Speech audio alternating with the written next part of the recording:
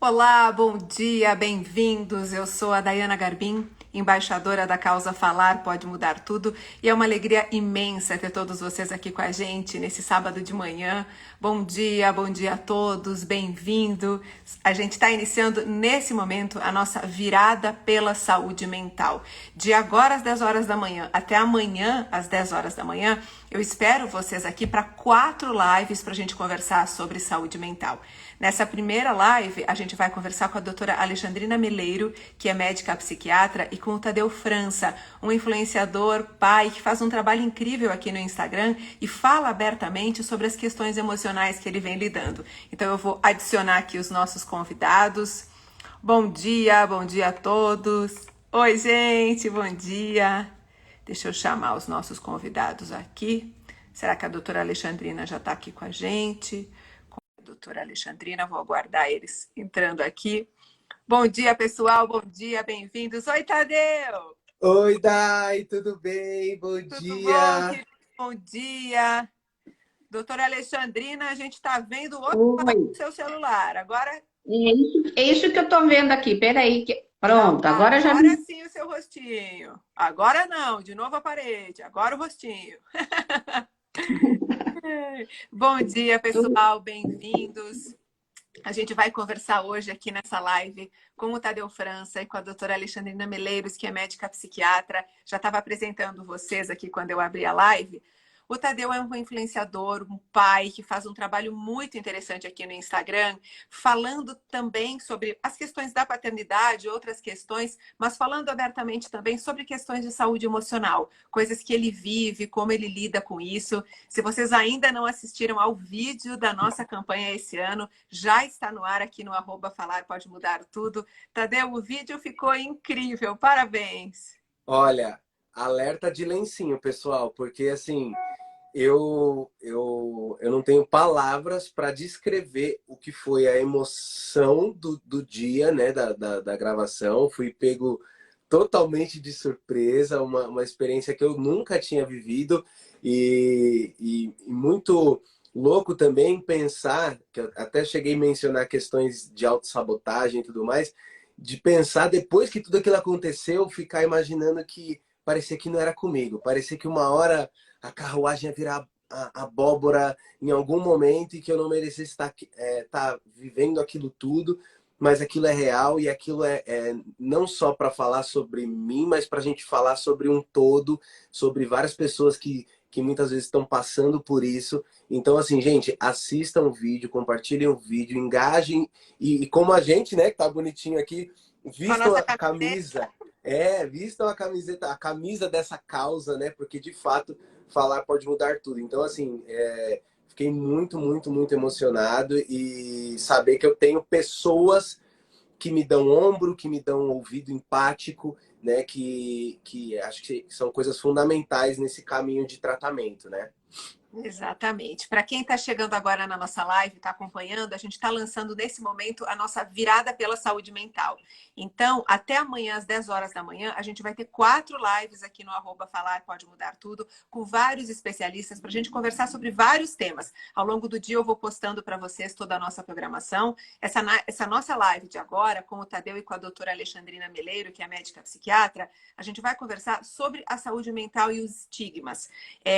A nossa campanha desse ano quer abordar muito a questão de que um transtorno emocional, um transtorno mental, não nos define. É sobre isso que fala o vídeo do Tadeu, é sobre isso que a gente vai falar muito aqui nas lives. A pessoa ter uma depressão, uma ansiedade, um transtorno de bipolaridade ou qualquer dor emocional, ela não deveria definir o caráter, definir quem ela é. Mas muitas vezes a gente adoece e a gente passa a entender a nós mesmos como a nossa doença, né? E isso faz a gente piorar. Doutora Alexandrina, quero agradecer muito a sua presença aqui de novo. É sempre uma alegria ter a senhora nas nossas lives. Vocês vão amar a doutora Alexandrina, ela é um docinho, dá vontade de guardá-la num potinho aqui na Eu nossa ia casa, falar isso agora. não Essa era a é? frase. Eu tô com o meu potinho pronto aqui, doutora Para guardar a Alexandrina. doutora Alexandrina aqui em casa, Ai, para os conselhos. Bem-vinda, doutora. Veja bem, assim, eu é que agradeço o convite da Lives e você como embaixadora dessa campanha e o Tadeu, que o ano passado tivemos expostos no metrô o tempo todo, nossos rostos, lembrando, né, do quanto é importante a gente vencer o preconceito, o estigma, falar da doença, falar pode mudar tudo, e é isso que a gente quer, né, que cada vez mais a gente possa ver esses números reduzir. Infelizmente, o que a gente vê é que no Brasil isso está muito defasado em resto ao mundo. E a gente precisa fazer campanhas como essa para conscientizar, orientar. Quando a gente conhece sobre a doença, sobre o que fazer, onde procurar de modo adequado, tudo muda. E eu acho que todos nós três temos essa experiência e essa consciência de que falar vai mudar muitas pessoas que estão nos assistindo nesse momento. Exatamente. Essa causa Falar Pode Mudar Tudo é uma iniciativa da Leads Pharma já há 3 anos. Essa campanha vem ganhando cada vez mais espaço aqui nas mídias sociais. O ano passado a gente estava nas estações do metrô, esse ano com essa virada pela saúde mental. E é uma alegria muito grande fazer parte desse movimento, porque falar de saúde mental tem sido a minha missão aqui nas redes sociais desde 2016, quando poucas pessoas ainda falavam abertamente disso. Então, quando eu vejo a força que a saúde mental vem ganhando, fico muito feliz, né? Eu queria começar pedindo para o Tadeu contar um pouco para a gente a experiência dele. Tadeu, conta para quem está nos assistindo agora o que você vive e como foi importante para você buscar ajuda, falar sobre isso. Tá. Então, assim, eu sou o Tadeu França, eu não sou o meu transtorno, eu acho que esse é o primeiro ponto. Estou falando de um diagnóstico de transtorno afetivo bipolar do tipo 2 ou ciclotímico, que são os mais leves. O diagnóstico ele é um pouco, vamos dizer assim, complexo para se fazer em apenas uma consulta, em apenas uma busca, mas desde a campanha do ano passado em que eu participei, um pouco antes até, eu já estava me sentindo diferente, né? A pandemia, ela querendo ou não, trouxe uma lente de aumento para algumas questões e que eu me via numa situação de falar, eu acho que esse aqui tem alguma coisa errada comigo, né? Eu não estou me sentindo como eu sempre me senti. E os estigmas, os preconceitos que estão introjetados estruturalmente na gente fazem com que a gente primeiro negue, né? Fique tentando fugir dessa coisa de não, comigo não, comigo não. As pessoas que estão ao meu redor falam, Tadeu, com isso, né? Então, esse olhar de tipo, o Tadeu, achando estranho, tipo, não, é impossível. Né? Esse olhar de impossibilidade de um transtorno mental atingir pessoas que as pessoas julgam extrovertidas, que as pessoas julgam esse alto astral o tempo todo, já traz uma carga desnecessária. E vem uma outra carga que é a carga da dó. Que depois que a pessoa vê que uma pessoa tão extrovertida tá com algum transtorno, ela fala assim, ai, pera, vem aqui, não sei, e começa a tratar a gente como se fosse uma coisa assim, totalmente do outro mundo. E muitas vezes essa pessoa também tá com alguma coisa e nunca procurou. E nunca foi atrás, né? E o meu ponto de virada foi exatamente quando eu comecei a falar, quando eu comecei a buscar tratamento, quando eu comecei a buscar ajuda, né? Então, para que as pessoas entendam um pouquinho, né, do transtorno afetivo bipolar, imagina que eu peguei isso uma definição de um dos diagnósticos que eu fui buscar. Eu passei por 3 psiquiatras diferentes e uma falou sobre tem dia que eu tomo muito café, tem dia que eu tomo muito leite. E o tratamento, ele vem para me deixar café com leite, sabe? Eu consegui buscar esse equilíbrio para conviver com isso, né? Infelizmente não tem cura, mas tem tratamento, né? Então é importante falar. E olha que louco, eu quero dar um relato rapidinho. Eu sou gerente comercial também, tenho minha equipe lá que eu gerencio. Porque assim, gente, a gente é ator, a gente é influenciador, a gente é gerente, a gente vê um Pai, negócio pai. Então, isso foi e também. pode a unha dos seus filhos nos stories. E ontem É uma batalha cortar a unha da minha filha. E ontem eu estava cortando a unha dela, eu ri tanto, porque tá vendo? Todo mundo passa por isso. Convencer uma criança pequena a ficar quieta para cortar a unha, Sim. É uma cirurgia. você É uma sabe, né? cirurgia. É quase uma cirurgia, né? Então, e aí, assim, uma das coisas que me fez me sentir que eu não estava bem era porque eu estava me sentindo Deus e que eu conseguiria equilibrar sozinho todos os pratos. E eu não consigo. Ninguém consegue. Então eu tentava equilibrar os pratos do meu trabalho, eu tentava equilibrar os pratos daqui do meu trabalho com a internet, do meu trabalho como, né, pai, que querendo ou não, é um trabalho não remunerado, mas eu busco uma paternidade ativa presente o tempo inteiro, então eu não queria negligenciar nada e equilibrar todos os pratos como se eu fosse Deus, e eu sei que eu não sou, né? E a questão de falar, de você se abrir e dar ombro, eu utilizei com a minha equipe, porque eu fui recém-promovido e aí eu tô com uma equipe nova que precisava confiar em mim. Então eles não podiam me ver como um cara superior, um cara como, tipo, Deus. Eles precisavam me ver como um igual, um cara que eles pudessem contar. Foi a hora que eu abri o meu transtorno para eles. E depois disso eles começaram a também se abrir. De tipo, Tadeu, hoje eu não tô bem. Tadeu, hoje eu vou trabalhar home office porque, cara, me deu um... E aí eu comecei a falar sobre a gente buscar ajuda. Vamos utilizar o convênio da empresa, vamos, sei lá, buscar um tratamento, vai na psiquiatra, vamos começar a terapia, vamos tentar fazer todo mundo junto, uma vez por semana, a gente conversar não só sobre trabalho, mas sobre a vida, como a gente está se sentindo. Isso tem feito diferença no relacionamento da equipe, inclusive nos resultados. Então, falar de fato pode ser um caminho, né? Um caminho, uma luz no fim do túnel. E eu tenho lidado dessa maneira, né? Então, hoje eu estou num dia muito feliz, muito eufórico, que é um dos sintomas do meu transtorno.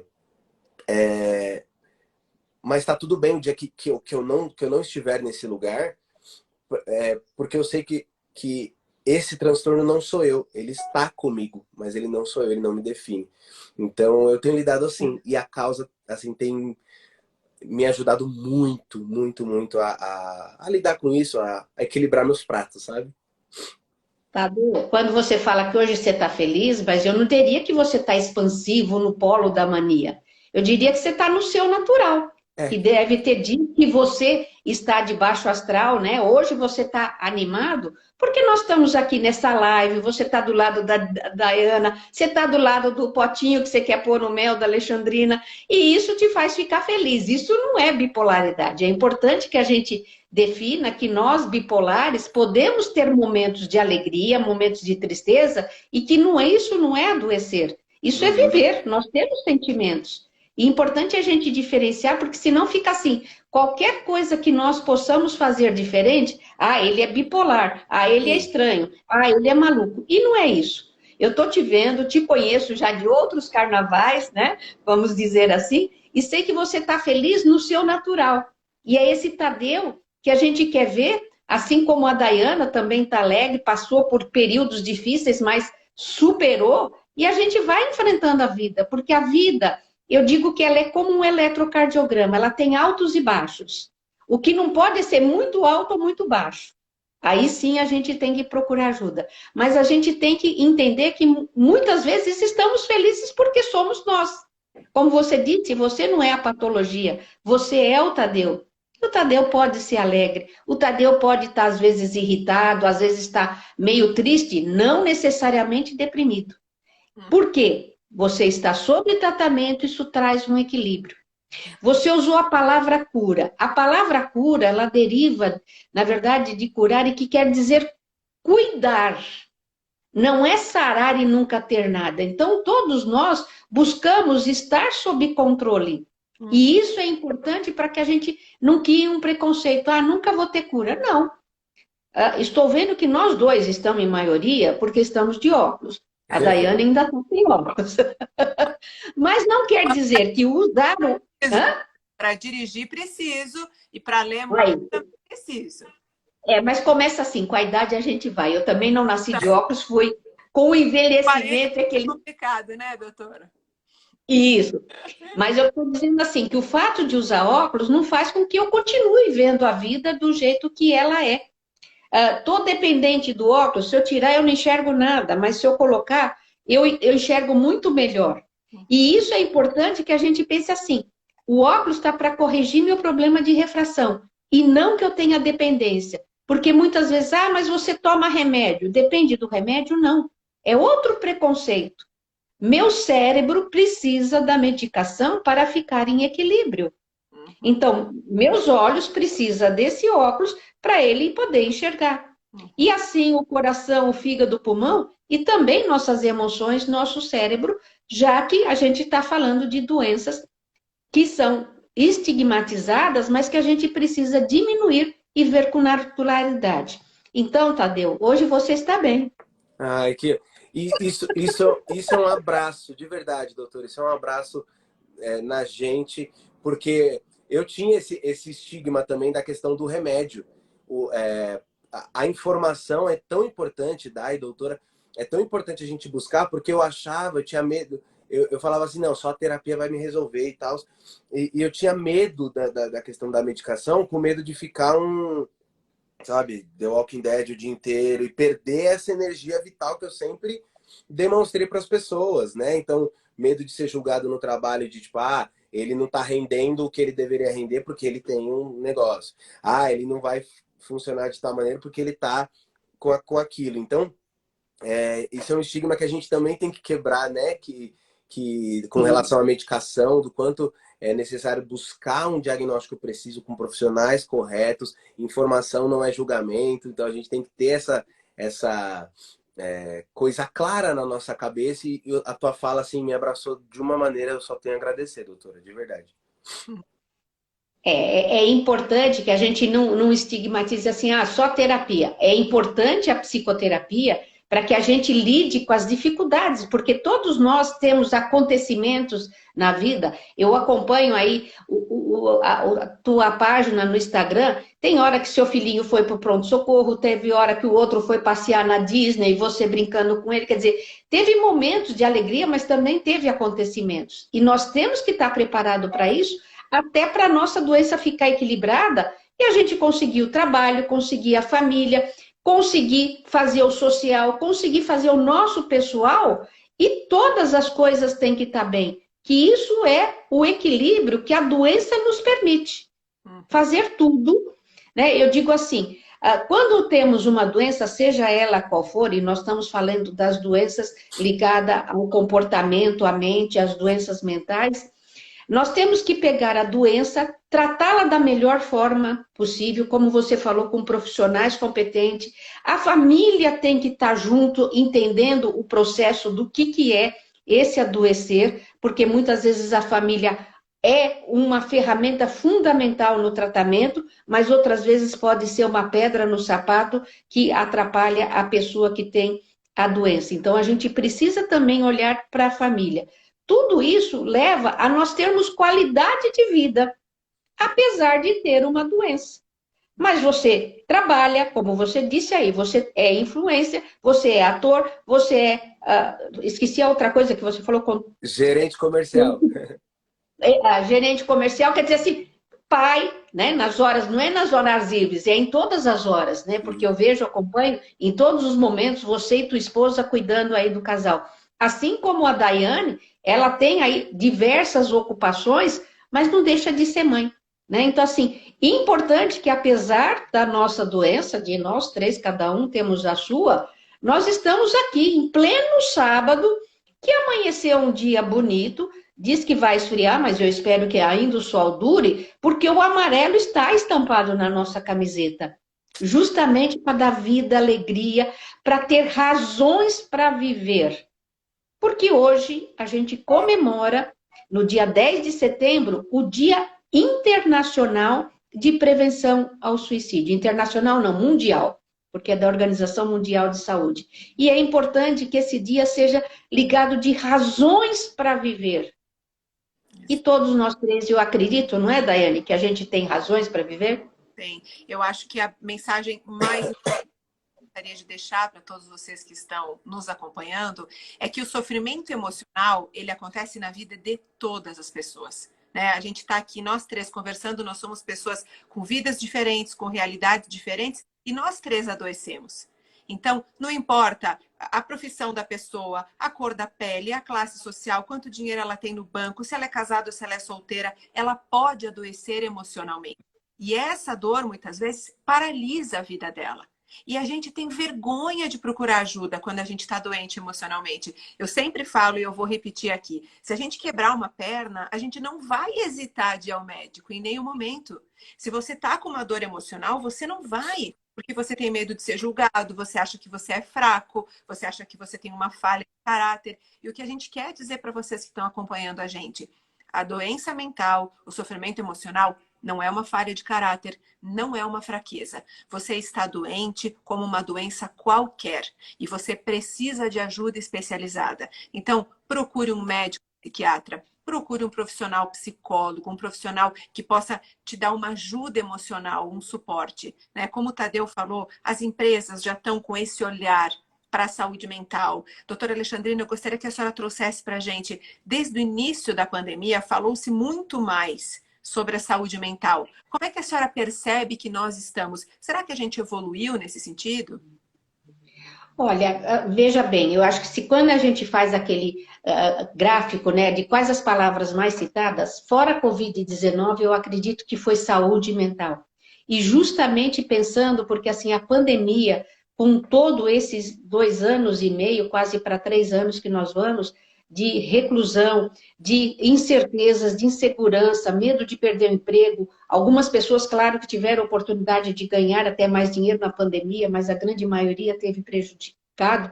Então, tudo isso são gatilhos para aflorar quem nunca tinha tido nada, um grau de ansiedade, de depressão, às vezes um transtorno de estresse traumático porque perdeu um ente querido por Covid ou por outra doença, porque os hospitais, ambulatórios fecharam e outras doenças também tiveram desfecho aí desfavorável.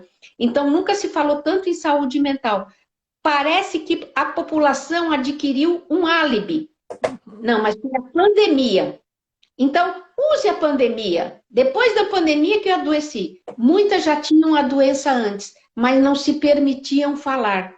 E com a pandemia parece que teve um alvará de soltura de dizer, não, eu tenho um problema de saúde mental ou uma doença mental. E saúde é uma coisa, doença é outra. Mas eu vou estar falando de modo genérico da saúde mental.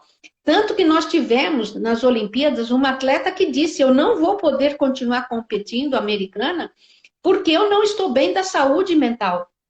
Nós tivemos... Simone Biles. Nós tivemos outros exemplos, né? O Justin Bieber também cancelou o show porque ele não estava bem. Então, as pessoas estão podendo pôr breque.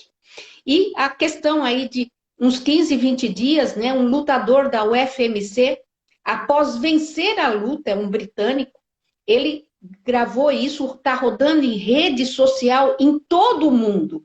Ele não imagina o serviço de utilidade pública que ele fez. Ao ele terminar a luta, ele fala que oferece a luta para o amigo dele, Rick, o nome do amigo, que naquele dia, ao ele levantar cedo para pesagem, que é o hábito, pesar de manhã, para ver se está dentro da faixa de peso, ele recebeu uma ligação que o amigo havia morrido por suicídio. E ele clamou para todos os homens que pudessem falar, pedir quando não estavam bem. Porque ele falou que preferia receber uma ligação no meio da madrugada e ser um ombro amigo para escutar o sofrimento daquele que havia tirado a própria vida, do que ele ter que ir na semana seguinte no velório do amigo. Então, é importante que ele gritou a masculinidade tóxica que a gente tem. E isso, muitas vezes, abrange, né? Algumas doenças nós falamos assim, não, mas é mais prevalente na mulher do que no homem. Claro que tem a variação hormonal feminina, o estrógeno, a progesterona, que favorece as mulheres a adoecer, por exemplo, mais de depressão. Mas eu acredito que os homens também têm depressão. É que não se permite falar, ou muitas vezes somatiza. Aí infarta, tem um AVC, tem uma outra coisa, vai para o abuso de álcool, para o alcoolismo, porque não se permite falar do sofrimento. Então aqui eu faço eco do grito desse lutador britânico, para que também os homens possam falar, porque falar muda tudo. Esse é o nosso slogan desta campanha, e a gente tem que pensar, é o adolescente que está fechado no quarto e ele não consegue falar para o pai, para a mãe, porque o pai e mãe estão envolvidos no trabalho, estão envolvidos nas suas próprias coisas, e não olha para o adolescente com aquele olhar que a gente precisa da atenção de quem está sofrendo. O adolescente está trancado no quarto, os pais ficam tranquilos. Mas ele está no quarto, às vezes, na rede social, e está deprimido. Está pensando até em morrer. Está angustiado, está se automutilando. E a gente precisa olhar para os jovens. A gente precisa olhar para o idoso. A gente precisa olhar para o adulto, para o homem, para a mulher, para a população LGBTI+, os indígenas que têm tido também bastante adoecimento pela desculturação, pelo índice de alcoolismo, os negros. Quer dizer, nós temos que ter um olhar grande. O sofrimento bate na porta de todos, como você disse. Não olha a faixa econômica, não olha a raça, não olha a idade, não olha nada. Ele atinge. E é nesse momento que nós temos que libertar do preconceito, do tabu e busca de atendimento. Se eu olhar para você e perceber que você não está bem, eu vou te oferecer ajuda. E eu espero que se você olhar para mim e perceber que eu não estou bem, que eu possa receber ajuda. É uma mão de duas vias. Eu para você, você para mim. E isso é para os amigos, é no colégio, é no trabalho, é na roda de amizade, é no churrasco, é em qualquer lugar. Viu mudança de comportamento? Fique atento. Deixa você falar, querida. Não, eu lembrei agora que o Tadeu começou a nossa live contando que as pessoas falavam para ele: mas você, Tadeu, você é tão feliz, você é tão extrovertido, como é que você tem algum adoecimento emocional? Tadeu, as pessoas têm dificuldade de entender que uma pessoa que parece sempre feliz, né, tem uma dor ali dentro também. Só que assim, a gente não fica falando para as pessoas: oi, eu estou em sofrimento emocional, oi, eu tenho isso, até como uma autodefesa. Então, assim, o que você falaria para as pessoas que estão assistindo a gente, que estão em sofrimento e têm muito receio de falar e de buscar ajuda? Vocês levantaram aqui pontos importantes, tanto a Dai como a doutora, e eu queria tentar dar uma mesclada, porque existe também um estigma, um preconceito de que só trata a saúde mental quem tem dinheiro, né? E não é isso. Parece assim que não, esse negócio de saúde mental aí eu preciso sair para trabalhar, preciso sair para prover, né? Principalmente não tenho tempo para adoecer. Não tenho tempo para adoecer e tal. Sou homem da casa, né? A doutora falou sobre os homens falarem, os homens também se abrirem para isso, a nossa masculinidade tóxica, o quanto ela é prejudicial, né, nessa identificação da nossa saúde mental. E eu sempre falando sobre masculinidade na minha página, buscando ser exemplo, espelho para os meus filhos de masculinidade também, de ser pessoas funcionais ou meninos funcionais, né? Eu acho que a gente precisa deixar claro que você pode ir no SUS buscar ajuda, você pode... em todos os lugares você vai encontrar saída, um caminho para o seu tratamento, independente de onde você ocupa. Vou falar a frase que a psiquiatra falou para mim: você não é Deus, cara. Vai ter dia que você não vai conseguir equilibrar os seus pratos sozinho, e tá tudo bem pedir ajuda, tá tudo bem falar que não consegue, tá tudo bem chorar, tá tudo bem procurar um ombro. Eu citei o que eu fiz com a minha equipe de abrir para eles o meu transtorno, para me colocar num lugar não de superioridade, eu sou o gerente, vocês subordinados, me colocar no mesmo patamar de vulnerabilidade para permiti-los serem vulneráveis. No outro dia, era 10 para meia-noite, meu WhatsApp chegou uma mensagem do meu funcionário mais novo, que estava com um desempenho assim desfocado, um desempenho no trabalho assim estranho, eu estava estranhando, e ele mandou uma mensagem pedindo as contas, contando que ele estava com depressão por conta de uma doença grave que ele descobriu, e que essa doença tirou a vida de um ex-namorado dele, e que ele ficou muito mal, ele não conseguia focar, não conseguia... E ele falou: como você falou aquele dia, pra gente ser sincero, pra gente se abrir, pra gente conversar, eu tô pedindo para sair porque eu não quero prejudicar a empresa, não quero prejudicar a tua gerência. Ele usou essas palavras assim. Na mesma da hora, era 10 para meia-noite, todo mundo dormindo aqui em casa. Eu peguei o telefone e liguei para ele. Falei, vamos conversar. Não quero falar da empresa, não quero falar do trabalho. Quero falar de você. Quer conversar? Vamos falar. Não, porque... E a gente ficou 1 hora conversando. E eu dando ouvido, eu dando o ombro. Porque é isso que a gente precisa, né? Principalmente nós homens, ter esse espaço de troca. Nos permitir. Nos permitir. Então, assim, eu encontrei esses olhares de tipo, nossa, você, logo você e tudo mais. Mas eu tendo essa aceitação de dentro para fora, fez com que outras pessoas falassem assim, é verdade, vamos naturalizar isso, né? Então a minha equipe naturalizou, as pessoas em volta naturalizaram, viram que eu fui buscar ajuda, como acho que foi a doutora falou, o Adai, você quebrou a perna, você vai lá no hospital, porque você quebrou a perna e você vai buscar essa ajuda. Para a saúde mental é a mesma coisa. Então, é importante a gente naturalizar isso nos nossos comportamentos. Então, assim, também dedico essa live, dedico essa fala aqui ao Luquinhas, que foi o funcionário que pediu para sair, que é como se fosse um abraço nele, porque eu sei que ele está precisando.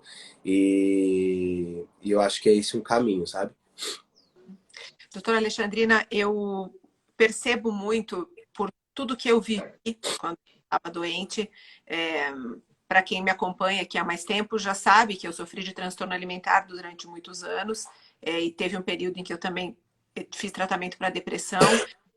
Eu percebia e eu percebo pelas milhares de mensagens que eu recebo desde 2016, quando eu comecei, quando a gente adoece emocionalmente, a gente passa a ter uma sensação de que a gente não tem valor, que a gente não importa, que a nossa vida não tem graça. O Tadeu falou uma coisa no vídeo dele, que para quem ainda não assistiu, tá aqui no Instagram, @falar, pode guardar tudo, falou para mim no começo da live.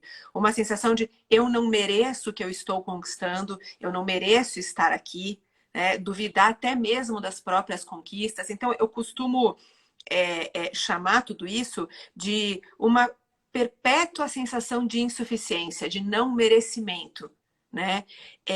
Doutora, quando a pessoa se sente dessa forma, é um alerta muito importante para ela buscar ajuda, porque eu penso que todos nós temos valor, todos nós temos conquistas incríveis na nossa vida, né? A gente está agora com 73 pessoas aqui ao vivo com a gente. Se essas 73 pessoas escreverem aqui no chat agora uma batalha que elas venceram, uma conquista que elas tiveram na vida, algo que elas batalharam e conquistaram, elas vão ter conquistas. Mas quando a gente adoece, a gente não consegue ver nada de bom na gente. A gente só vê o que a gente pensa ser incapaz. Por que acontece isso, doutora Alexandrina? Vários motivos, Daiane. A tua pergunta assim, é de fundamental importância para a gente entender. Quando nós estamos com uma doença, qualquer que seja ela, mesmo que não seja da doença mental, por que eu fui adoecer, né, quebrar a perna? Por que eu fui adoecer do meu fígado, do meu coração, coisa assim? A pessoa não aceita. Como o Tadeu disse no começo, há uma raiva, há uma negação que a gente não aceita. Mas quando é a doença mental, aparece uma coisa que é o que você falou, a depressão. Mesmo que seja outro transtorno, a depressão, ela como sintoma, ela permeia a maioria das doenças. E na depressão há uma autodesvalorização. Eu não consigo trabalhar, eu não consigo fazer, eu não vou melhorar, eu não tenho jeito. E muitas vezes todo esse sentimento negativo que a gente constrói da nossa pessoa acaba até atrapalhando o êxito do tratamento, o sucesso de você fazer as recomendações que os médicos, os terapeutas indicam, fica difícil porque a gente se acha incapaz. E muitas vezes, com todo o esforço que eu acredito que o Tadeu faz, você faz e eu faço, nos momentos que a gente não está bem, mas a gente continua segurando, vou brincar, né? A peteca, a gente não deixa cair. Né? Mas a gente sabe o sofrimento que a gente está. Por quê? A gente acredita que nós vamos vencer. E até fazendo, isso nos alegra. Então, muitas vezes, as pessoas têm a chamada síndrome do impostor. Não, eu estou enganando todo mundo. Não. Você está enganando a si mesmo, porque você tem competência, você tem capacidade, você tem conteúdo, inteligência, sabedoria, você só não está acreditando.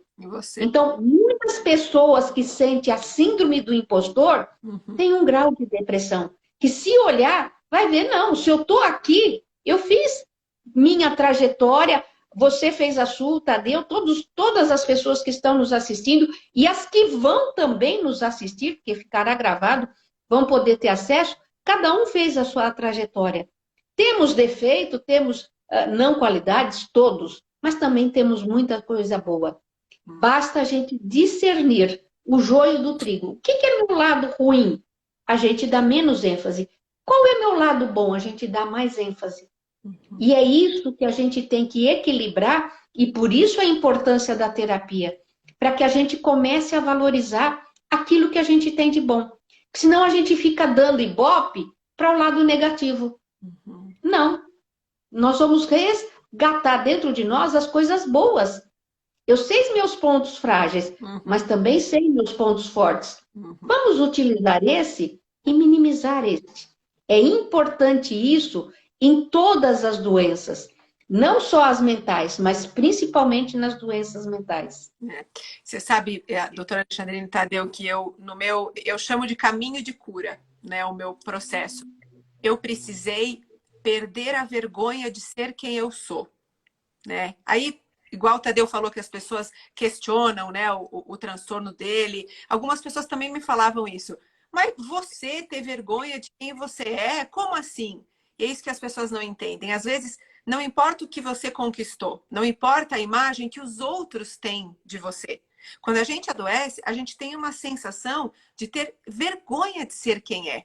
E eu precisei, por meio de muita terapia, passar a ter orgulho de quem eu sou.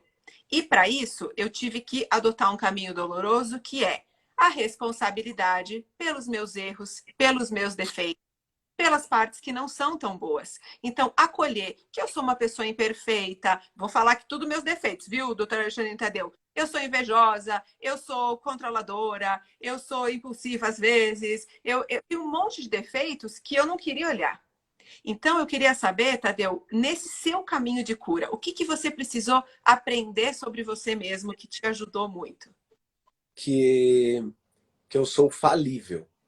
Porque o que acontece?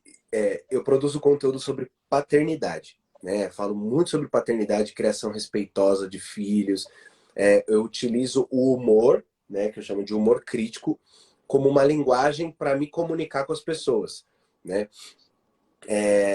Só que isso elevou, quando eu crio um conteúdo de paternidade e ser pai no Brasil, na nossa sociedade, sabendo que a gente tem mais aí de quase 11 milhões de pessoas no Brasil sem o nome do pai na certidão, a questão de ser pai no Brasil virou opcional, né? Tem muitos homens que se abstêm desse lugar, dessa responsabilidade. E eu falando sobre isso em formatos de sketch, em formato de humor, em formato, né, da linguagem que eu utilizo, fez com que subisse o meu sarrafo de cobrança num lugar que eu mesmo não consigo ultrapassar. E eu precisei aceitar, eu precisei entender que eu sou falível, que eu falho. Então, embora eu esteja produzindo um conteúdo falando assim, viu? Você precisa dividir a carga com a sua parceira, sobrecarga materna, você precisa estar atento, você precisa ser presente e ter tempo de qualidade com seus filhos, você, sei lá, não deve bater, usar com violência, tá. Por mais que eu pregue tudo isso, eu precisei aceitar e entender que eu sou falível e que eu posso falhar e que eu preciso, vamos dizer assim, desse alvará de falha, não como muleta, mas como uma maneira de não me colocar num lugar de superioridade moral, porque seria muita arrogância da minha parte dizer que eu sou um paizão, o alecrim dourado, biscoiteiro, que eu fujo muito. Então as pessoas quando veem os meus vídeos falam, nossa, gostei desse vídeo, vou compartilhar com meu marido, que 90% dos meus seguidores são mães, são mulheres, né? Os 10% de homens que chegam falam, trocam ideia comigo. Eles falam, Tadeu, aprendi muito. Nossa, que legal, não sei o que, tal. Mas eu também troco com eles, eu também aprendo, né? E a principal coisa que eu aprendi nesse caminho foi aceitar que eu falho em vários sentidos. E aí a gente ficaria até a virada do ano que vem, falando falha aqui um do outro, né? Erros e defeitos e falhas. Exatamente, mas acolher, Né, Tadeu? acolher essa falha, sabe? Acolher essa falha e falar assim, é verdade, eu falhei. Mas eu não falei porque eu sou mau caráter, eu falei porque eu sou humano, sabe? Porque eu colocar o meu sarrafo, porque assim, o sarrafo para mãe, né? Para mãe já começa muito alto. E ela também não sabia ser mãe. Ela também não sabia cuidar de uma criança que nasceu e tá ali mamando um monte de demanda. Mas a sociedade naturaliza e normaliza que esse é o lugar dela. Que a mãe nasceu para cuidar, o pai nasceu para prover e pronto. Aí eu fui contra esse caminho. E nesse caminho de cura eu encontrei que eu sou falível. E que eu preciso acolher essas falhas. E que eu preciso acolher a minha humanidade. Que é sobre isso que a gente vem falar. Então, longe de mim ser arrogante, longe de mim ser prepotente, mas eu sei a importância do meu trabalho aqui no Instagram, mas sei também o quanto é importante eu compartilhar as minhas vulnerabilidades. Por isso que vocês veem os desafios, né? Nem tudo é mil maravilhas, né? É a paternidade real, é as pessoas verem que ali também tem perrengue. Ali, porque a vida de internet, o recorte de internet, às vezes ele é muito ingrato e faz com que as pessoas que estão assistindo adoeçam também, né? Então, eles verem que eu tenho um transtorno mental, eles verem que eu também falho, eles verem que eu também, hoje não foi um dia bom, isso é importante, né? Porque a gente está montando uma rede de apoio. E isso é importantíssimo a gente ter nesse caminho de cura, sabe? Eu queria falar, Tadeu, que assim, não é porque temos transtorno mental que a gente falha. Todas as pessoas falham. Sim. Todas as pessoas têm limites, todas as pessoas fazem coisas erradas, coisas boas, como eu disse. É que na hora que nós estamos dentro, sabendo da nossa doença, a gente tem, como você disse, o sarrafo sobe muito. E muitas pessoas, às vezes, nem têm o transtorno mental, mas começa a fazer alguma tarefa, começa a ser bem-sucedida, ela vai aumentando a exigência. E vai se tornando cada vez mais, o mundo nos empurra para o perfeccionismo. Então, eu sempre costumo pedir para algumas pessoas que eu atendo, né? Eu pego um papel em branco, uma caneta e falo assim, escreve a palavra perfeito. Pense vocês dois nessa palavra, perfeito. Um pouco abaixo, escreve a palavra defeito. Quem está nos assistindo pode pegar uma canetinha, um papel e fazer. 2 dedos abaixo, escreve a palavra defeito.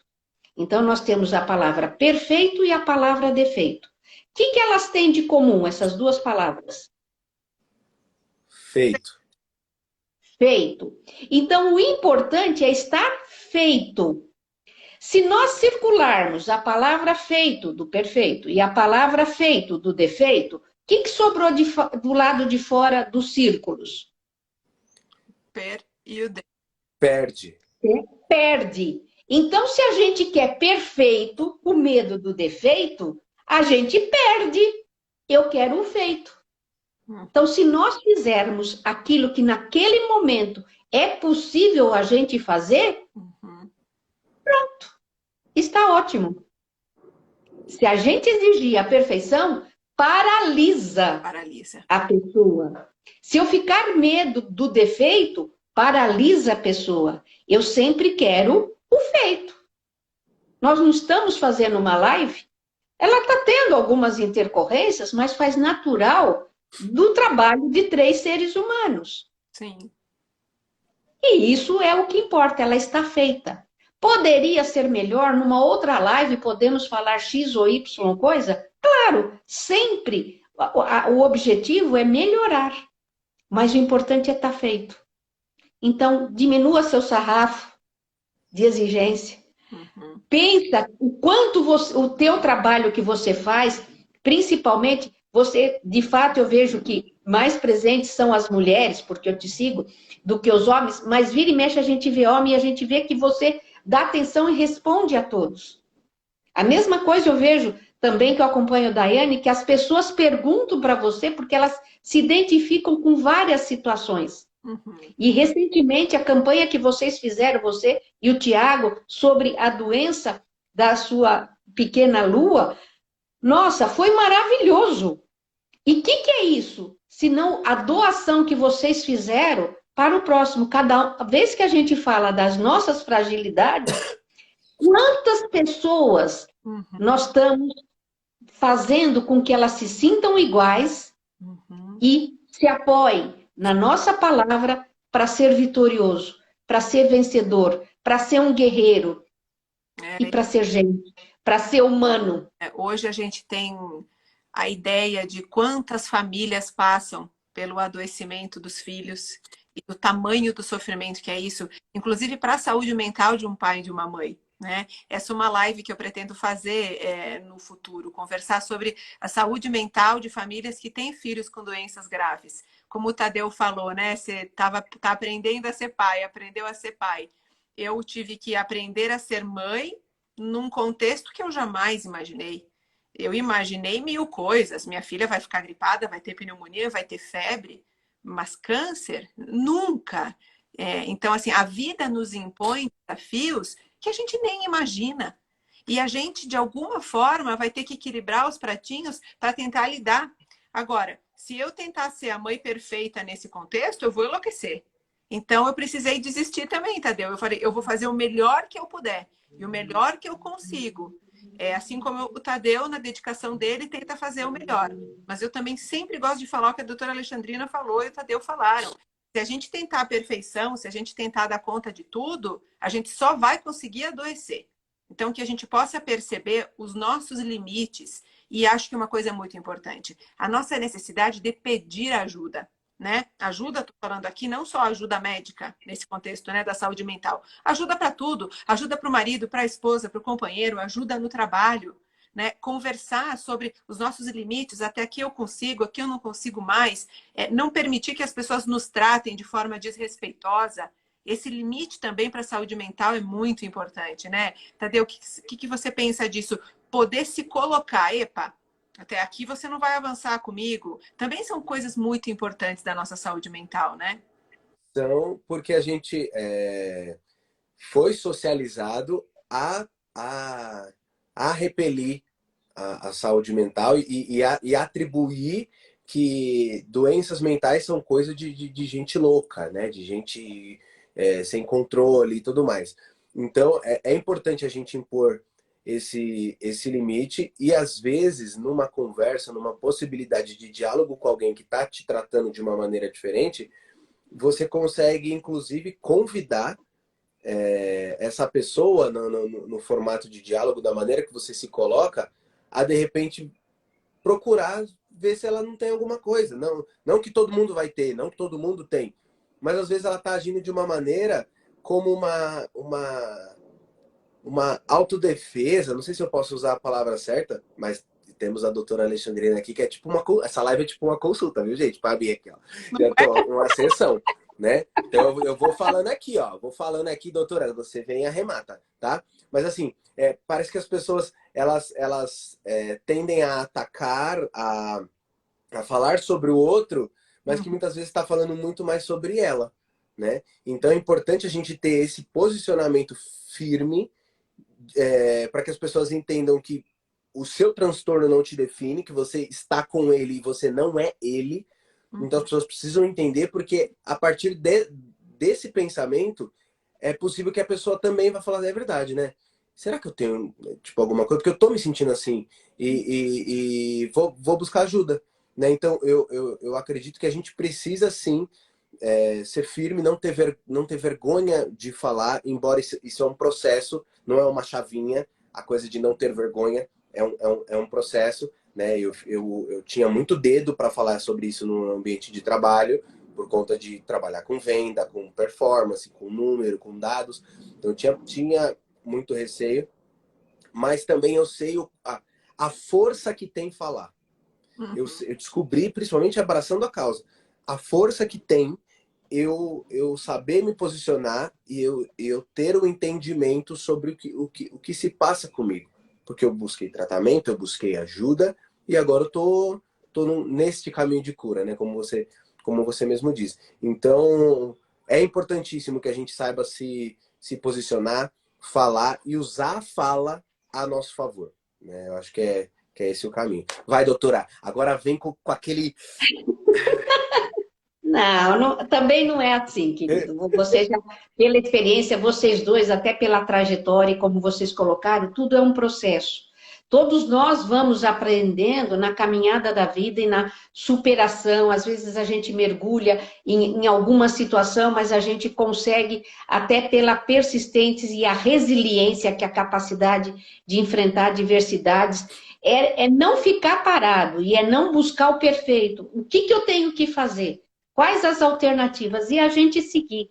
Não há limite para nada, né? É importante que a gente pense assim, para tudo tem solução. O que às vezes não nos agrada é a solução possível naquele momento, mas naquele momento eu só posso essa solução. A perfeita é no momento ideal. E uma coisa que você falou bem no começo, né? A rede social é um corte que parece que todo mundo tem a vida feliz. Ninguém sabe o que está atrás do bastidor. E muitas pessoas, até por não estarem bem, postam coisas, fazem coisas para mostrar uma imagem que não é verdadeira. Né? Casais estão juntinhos, o casal 20 está bonitinho, o fulana está isso, aquilo, mas vai ver o que está atrás. E todos nós temos esse lado sombra, esse lado atrás. Uhum. Nós não vamos ficar expondo coisas assim, mas trabalhar com o real, com as dificuldades, porque a hora que você coloca uma dificuldade sua, ou a Daiane quando colocou, você viu que encheu de pessoas que se solidarizaram com vocês e puseram a querer ajudar. Uhum. Acompanhei muito o casal Daiane e Tiago, e eu via na rede de vocês quantas pessoas estavam torcendo a cada um a seu modo, algumas orando, rezando, fazendo 1000 coisas. O que funcionou disso tudo? Fortaleceu vocês em busca de cuidar da lua, em busca de cuidar dos teus filhos. Então, isso é que faz fortalecer. Uma mão ajuda a outra ajuda uma. E é o que você falou, a importância de rede social. Rede de apoio é diferente. Rede social é uma coisa, mas a gente precisa de rede de apoio. Eu preciso de um amigo que eu possa, como você ligou para o seu funcionário à meia-noite e pouco, eu posso precisar de uma ligação às 3 horas, ou durante o dia, ou durante um sábado, domingo, feriado. Em algum momento, a gente estar disposto para o outro, e o outro também, quando eu precisar, estar disposto. Então, essa rede de apoio, e que a gente vê muitos adolescentes não tendo. Às vezes, ele tem entre eles. E o que eu vejo muito com o adolescente é que, às vezes, assim, um adolescente fala para o outro, esse outro conta para a mãe dele, porque ele tem um grau de liberdade com a mãe maior. A mãe vai comunicar a mãe do outro que não falou, e aí a coisa começa a se desenrolar. Então, é muito comum hoje no WhatsApp, os colégios, tem os grupos de mãe, os grupos de pais, o grupo de professor, e esses grupos têm que ser vistos como grupo de ajuda. Se eu não posso fazer isso, houve um imprevisto, eu não posso buscar meu filho, Daiane, dá para você, além da sua filha, trazer a minha? Ficar aí um pouquinho, dar um chazinho, alguma coisa e depois.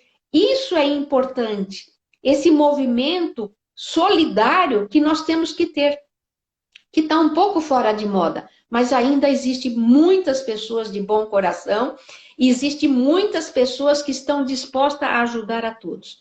Fale, querida. Nós precisamos uns dos outros, né? Essa que é a verdade. Eu acho que quando alguém vê eu falando sobre os meus problemas com a saúde emocional, os desafios com a saúde da nossa filha, quando alguém vê o Tadeu falando dos desafios dele com os filhos, um homem vê o Tadeu nos desafios da paternidade, isso nos une, isso nos liga, né? As nossas vulnerabilidades, as nossas dores, muitas vezes, nos aproximam mais das pessoas. Então, que bom que a gente tem esse espaço para conversar sobre isso, para olhar um para o outro, né? Alguém escreveu aqui no chat, juntos somos mais fortes, e é a mais pura verdade, né? Nós precisamos uns dos outros, porque conversar sobre as nossas dores muda tudo, como é o nome, né, da nossa causa. Gente, a gente já está 1 hora aqui conversando, vou precisar encerrar essa live. Passou voando, né, Tadeu?